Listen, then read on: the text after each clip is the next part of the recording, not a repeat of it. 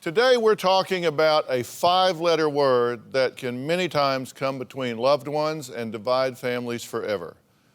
Anybody guess what I'm talking about? Money. M-O-N-E-Y.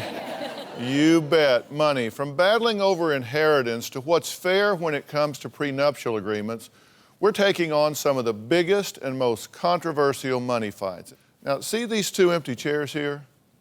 They represent a father and a daughter who've had their relationship ripped apart over an inheritance worth close to $1 million. Take a look. My father gave away close to $1 million to my brother. I am left with no inheritance. This was not the intention to take my daughter's inheritance away from her. I invested in real estate with my son. At the time, it seemed like a good idea.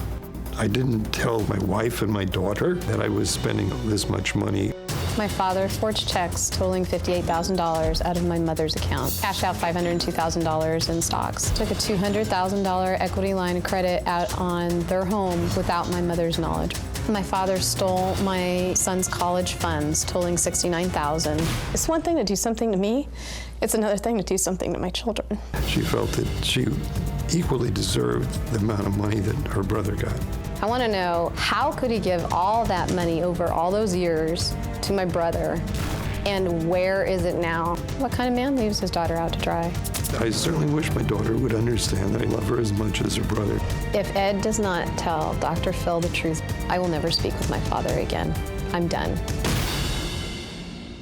Well, so it seems to be an important conversation we're getting ready to have. Kathy says her father's dishonesty has dramatically changed their relationship. I worship the ground that he walked on. Now, the relationship between Ed and I is non-existent. I don't think he deserves to be called Dad. I refer to him as Ed. I absolutely cannot handle the lies and manipulation. When he calls and I see his phone number, I start shaking. I've changed my number a couple times and not given it to him, and I've blocked him from my email. I don't want to see a written word anymore from him because it means nothing to me. This has completely devastated and changed my life. What kind of a man does this to his daughter?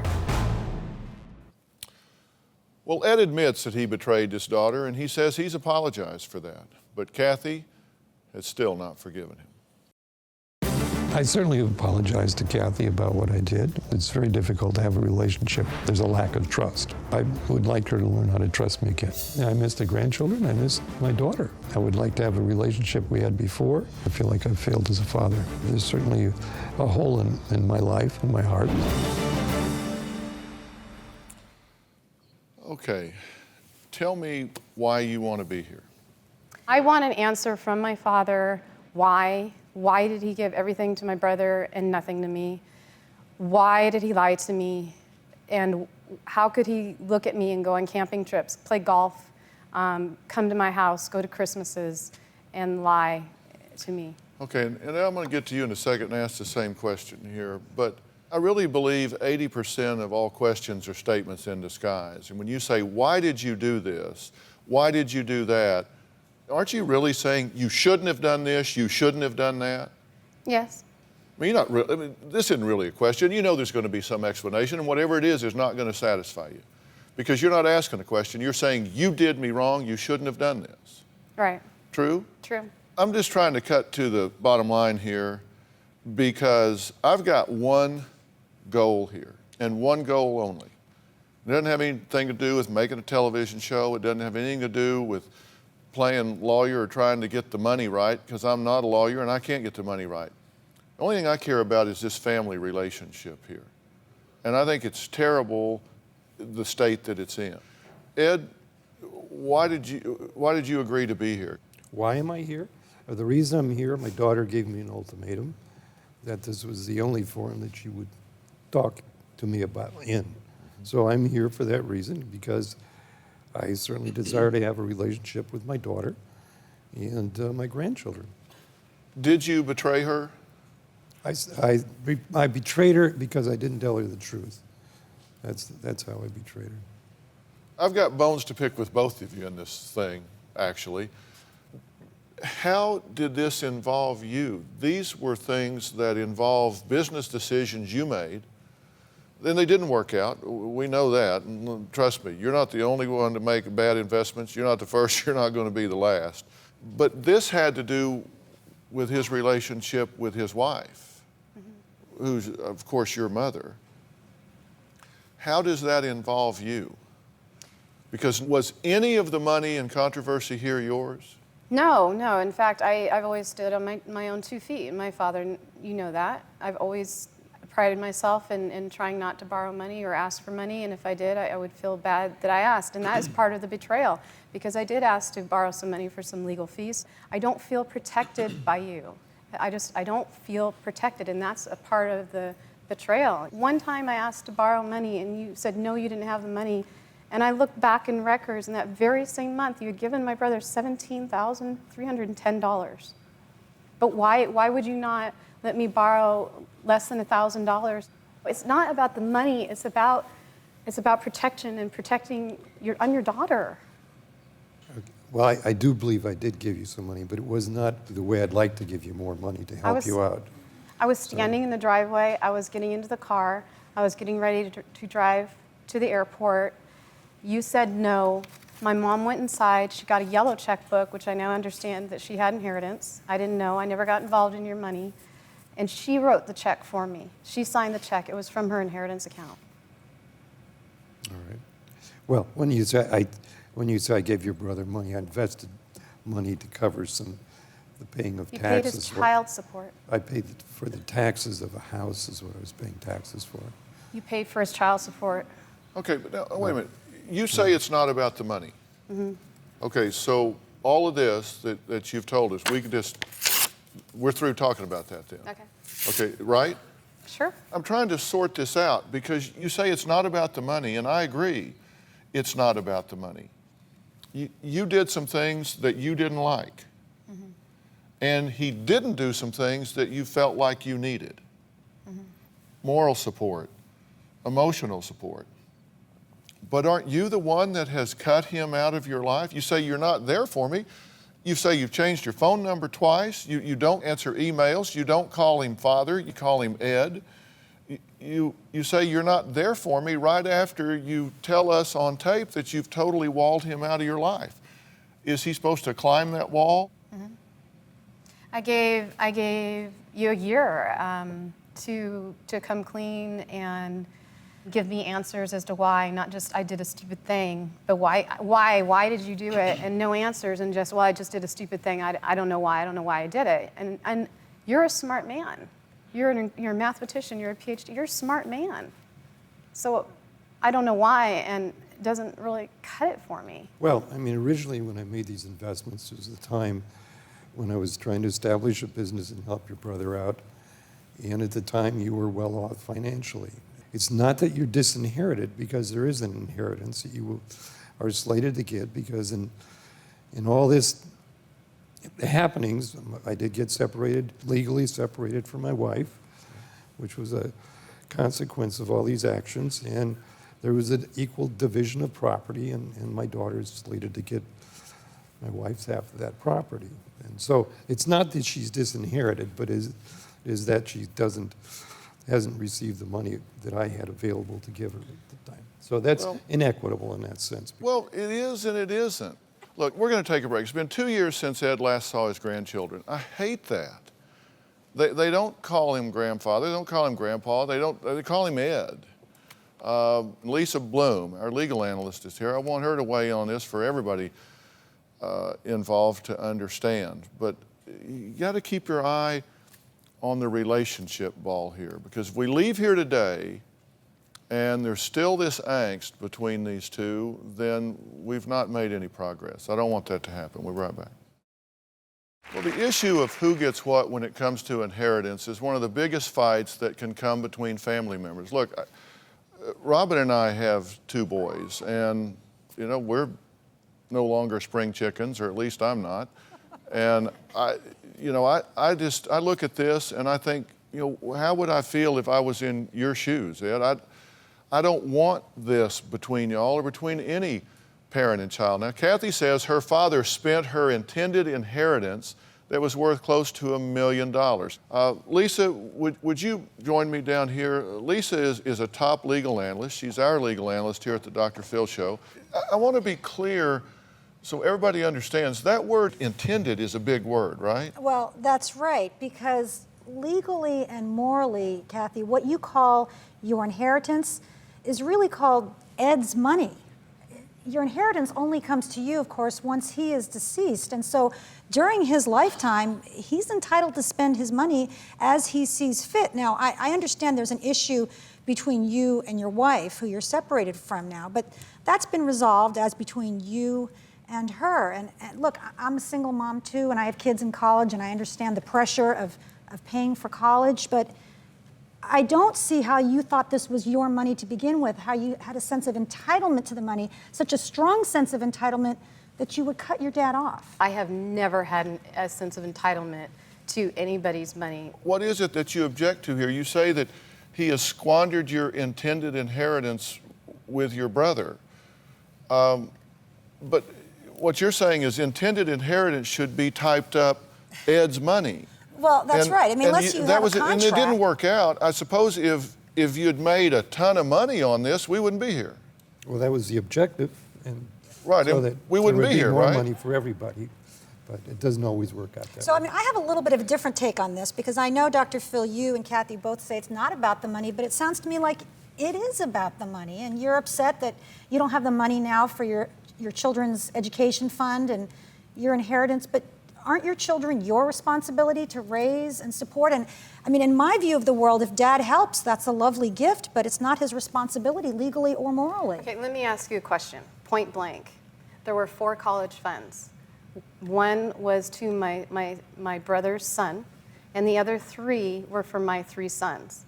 You cashed out my 3 sons' inheritance, college funds, and gave all that to my brother, and you kept my brother's son intact. Didn't you? Well, didn't you? At the time, I was asked to divest those college funds for a legal reason by you, and then they were commingled with other funds. Absolutely not. Absolutely not. That is absolutely not true.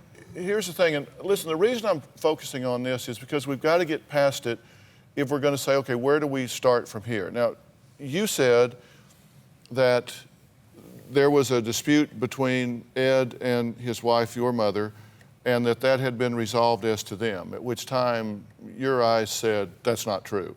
It's not resolved yet. My father and I read the settlement agreement. My father and I argue that the pension has not been, the pension is still in a joint fund. Has not been distributed properly yet. But let me ask you something, and I'm not trying to play boy lawyer here. I've got my counsel right here. But I read the documents that this has been resolved between your mother and your father. My mother is too ill. She's too ill to handle certain situations. My father absolutely knows that. She's terminally ill and she's on oxygen 24/7. My father and I do we not argue about just about between $290 to $320 every single month? I would be happy for a CPA to do that job and not take both of us out of it and have it You wouldn't hire a lawyer. And so you're using my mom's lawyer, and my mom's not well enough, so I had to work with my mom's lawyer. So you and I were arguing the whole entire year. But that's between them, and they signed the agreement. And she had an attorney. So the attorney's looking out for her interests legally, as between her and Ed, right? Are we arguing every single month about $300? But that's not responsive to the question here. Listen, and this isn't a cross-examination. I'm trying to narrow the issues here. There were disputes between you and your wife. You guys resolved those things. So that's done.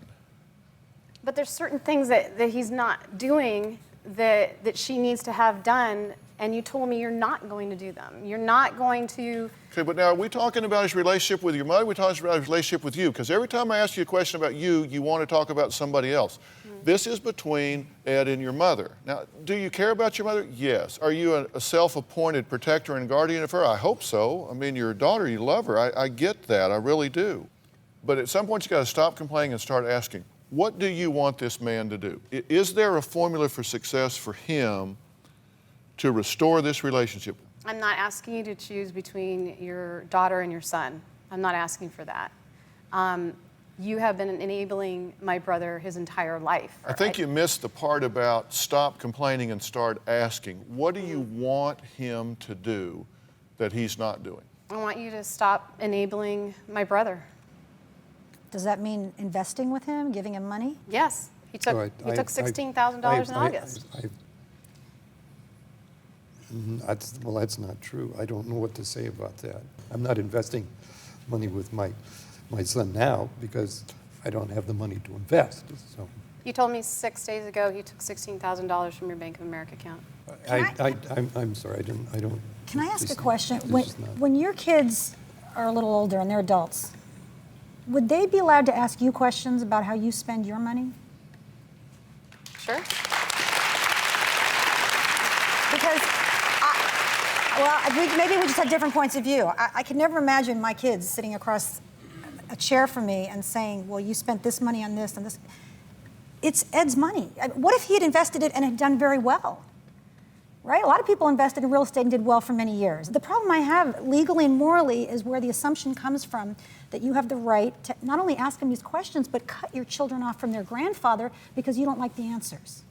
I actually, this went on since 2002, and I would go, there was several Christmases, and I would go to my brother and I'd say, wow, I'm so proud of you, you're doing great, you're doing this all on your own. And then I found out my father was giving him $50,000 a year, and that feels like a choice right there. It feels like... Okay, but listen, and I appreciate you hanging with me here.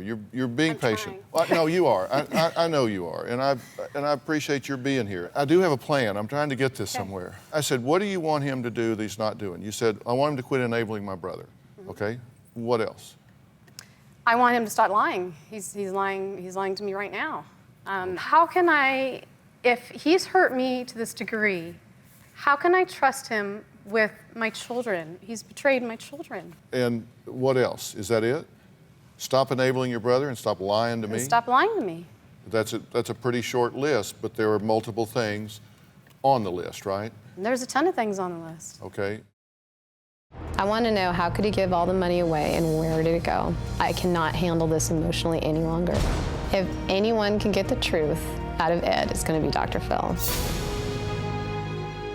When it comes to money, you can never put a price tag on the value of family, although some people seem to. Ed claims that his daughter Kathy is more concerned about her inheritance than her relationship. Now, I'm going to start asking your dad some hard questions here in just a minute, or as you call him, Ed.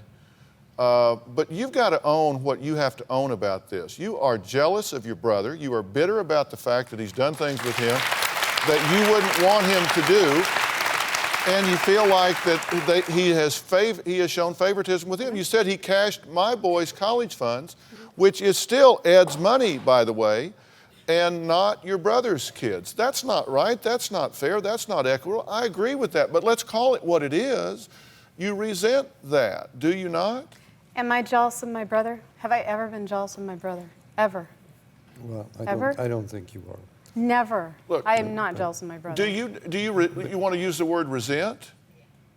I'm afraid. I'm actually afraid of my brother. Well, we can play semantics all day long if you want to, but he is doing things with your brother that you believe to be at your expense.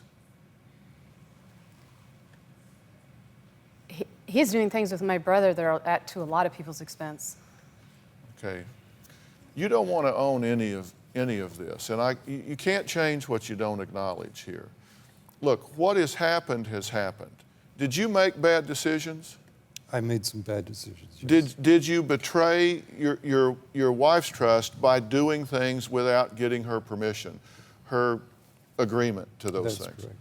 Pardon me? Yes, I did. Yes, you did. What do you need to hear him say that he's not saying? How do I get over, 10 years or more, I don't know how much lying went on. I had so many conversations with you where I was like your sounding board and I was very empathetic with you and I would listen to you. And those are all the lies. That's all the betrayal. It's not the money. It's none of my business. The money has never been my business. However, when in 2007, I had to walk into the courtroom on my own and you wouldn't fly up there to come with me, to be there for me. But you're not asking a question. What you're saying is you should have been there for me. So just say it.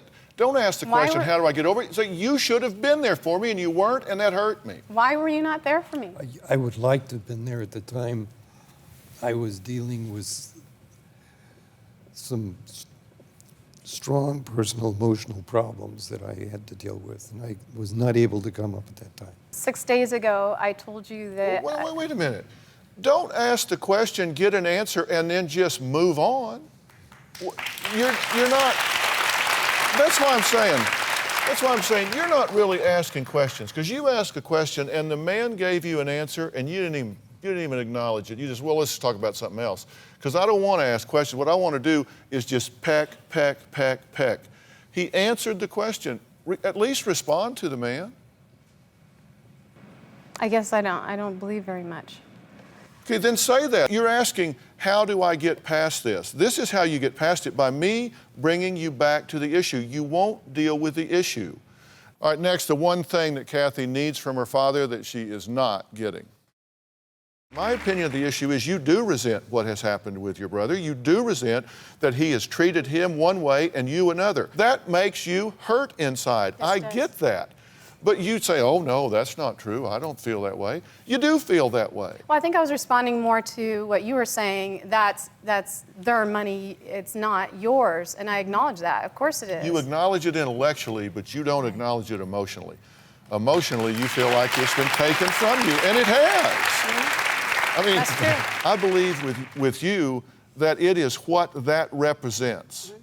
That he invested is a good word. He invested with his son, and he is not invested in his daughter, not money-wise. You've been in some tough stuff where you need a dad to step up there and say, come on, let's walk up these steps to the courthouse together. Come on, girl, I got you right here. Yes. And that's what you needed, and that's what you didn't get. And you want to know how to heal this relationship. You never get through parenting. No, I realize that, and it's sad. And I feel. But what do you hear her saying she needs from you? Well, she needs some love and support. And unfortunately, I'm not being able to give her that love and support because I don't have access to her.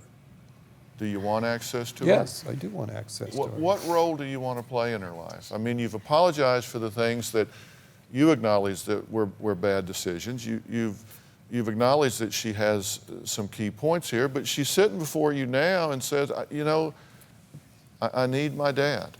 I'd like to be able to help her emotionally. I'd like to be there for my grandchildren. If there's some way I can step into your life and repair the damage and find a way to be together, that's the reason I came to sit here. This was about the last thing I expected in my whole life to ever be doing. I agree. I came here to find a way to reconnect with my daughter. I wouldn't be here otherwise. Tell her what you want. And I would certainly like us to find a relationship like we had before, where we could be together and you could feel the support that I hope you once felt. Do you miss her? I certainly do miss her, and she's a darling of my heart. What do you miss about her? You know, fathers and little girls are real special, and Tell her what you miss about her. well, I just miss, sitting down and talking to her. I miss. Oh, tell her. Don't tell me. Tell her. Tell her what I miss about you is. I miss going camping with you. I miss talking to you. I miss talking to you about your problems. I'm missing your love and love of the grandchildren. And, I certainly would like to be able to move back to where we were at one time and be able to go on with our lives. Life's short, that I know. So I miss you dearly. If something were to happen to your dad, God forbid, and you put this DVD in your player and watched it and heard what he just said, what would you wish you had said to him? I pray for you all the time that you can work on that you could have more of a pure heart, and be honest with yourself. I don't feel you're honest with yourself to the degree that you cannot be honest with me. That's what you would want to tell him. If you had one last chance, you'd want to criticize his ability to have personal insight. That would be your last moment in time I with just your say, dad. "I love You just you." want to say, I hate that you have a lack of insight. I don't think, if my dad's think been that's dead what like I 15 said. years, I don't think I'd want to say that I to him. don't think I said I hate anything. Obviously, the big question is, can this father and daughter heal this relationship, and are they willing to do something to move in that direction? The past is over. The future hadn't happened yet. The only time is right now. The only place is right here. Is there something that you want him to admit that he hasn't admitted? It's just one core issue. I don't feel protected. I don't feel like I have a father that would protect me. Well, that's sad. I mean, you have said that before to me. To be able to protect you, I'd have to, be able to be in your life, and I'm not really in your life right now.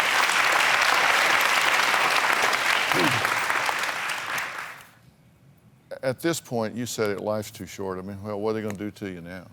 I mean, Hey, I'm on this show. There's nothing anybody's going to do to me.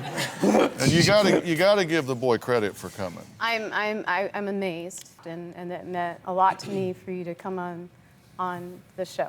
Absolutely, 100%. And I know this was hard for you, but in all honesty, are you not glad that you're here talking to her? I'm glad I'm sitting here talking to my daughter. At this point, can you say to her, from the absolute core of your soul, that if I am in your life, I will be trustworthy and I will protect you to the best of my ability? If I'm in your life, I will do the utmost to protect you, be there to give you support. Can you do that a day at a time? Say, you know what? There have been a whole lot more good years than bad. I mean, he's made a mistake. Is this a life sentence? Or are you going to shut him out till you die because he made some bad decisions and it betrayed you, all of which he has admitted?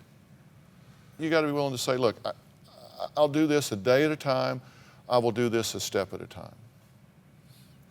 And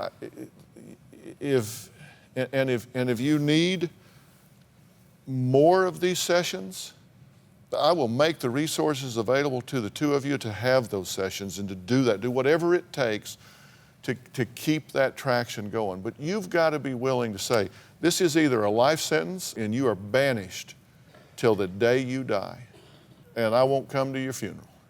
I mean, it's a life sentence and beyond. Or you can say, I'm going to start trying to rebuild this a step at a time. If we take you from here right now, put you guys in a private room, will you sit down and have that conversation right now today? This is a choice point. No cameras, Sure, well, sure. just the two of you, By yourselves. by yourselves. Okay. I guess, yeah, okay. Let me put it this way. Lady, what do you want? Seriously, what you have said, I am alone. I need my father back in my life. And we never get through parenting these kids. I don't care how old we get or how old they get. We just parent in different ways. You need that. I know you need that. And you're not wrong for needing or wanting that. He came here today and he has said, yes, I want to sit down with you. And you go back and sit down and do that. And you, yeah, whatever, sure. No, that's not what it is. I don't want to get caught in the, I don't want him to lie to me anymore. Then don't ask any questions. Just go back there and share with him where you are. Bring him up to date. Will you sit down and talk to this man? Of course. And not call him Ed while you're doing it. Take that chance. It's worth the chance. You're worth the chance. Your kids are worth the chance. Your future is worth the chance. I buried my dad. I'm telling you, take this chance. Okay. But there's something that I want to say. There's something I want to say. Sure. I have been highly disrespected since 2007 from you. I've been insulted. I've been yelled at on the phone. You've told me that I can't add and subtract. You've told me I better go get a man to add and subtract for me because I don't know how to do it. You have insulted me and sworn at me over the phone. No, I don't swear at you. Have you? Okay. What's your point? He's been ugly to you on the phone and disrespected your competency, when in fact we know you're quite competent and have demonstrated that throughout your life. Where's this going? I guess I'll try. I'll try.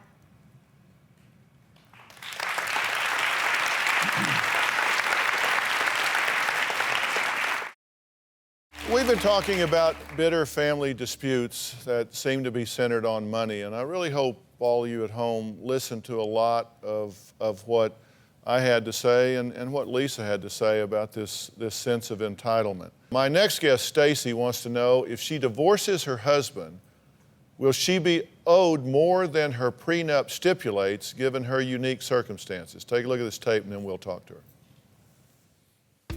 Dear Dr. Phil, I have been married to a man that is 24 years older than me for the past 7.5 years. He is a very successful businessman, so when he asked me to sign a prenup, I had no problem with it because I wasn't in it for the money, even though I do feel like I am his trophy wife. The problem is I recently found out that he has been looking at things on the computer that I am disgusted by, and he's been hiding money from me in secret accounts, and I am not in his will. I think I'm ready to divorce him, but the prenup states that I only get $20,000 a year for 5 years.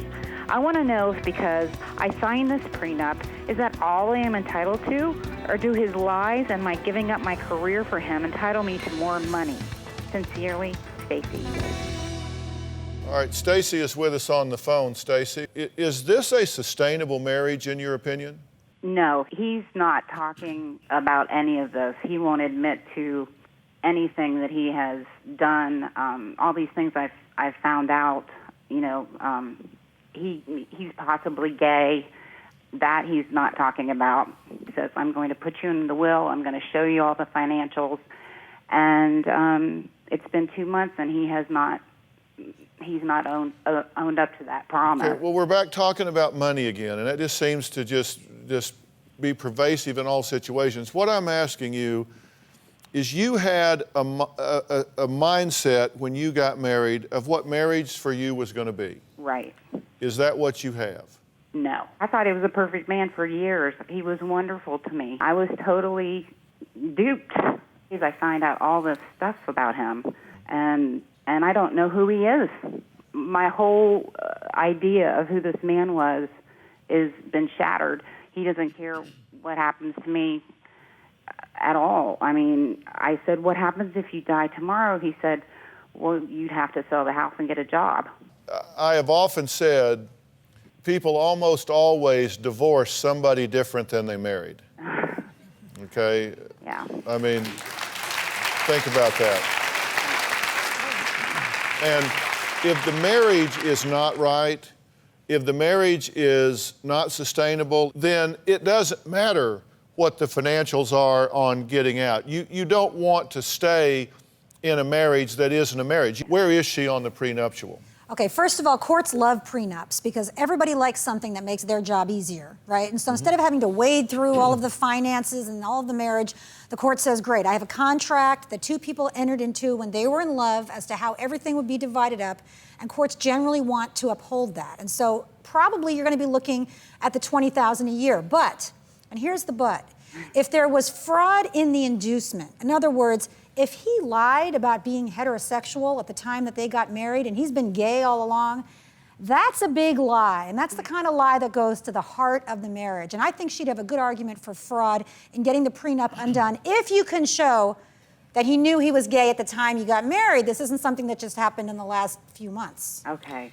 Yeah, and I know what you're saying, and it's not that there's something wrong with being gay, there's something wrong with the misrepresentation Exactly.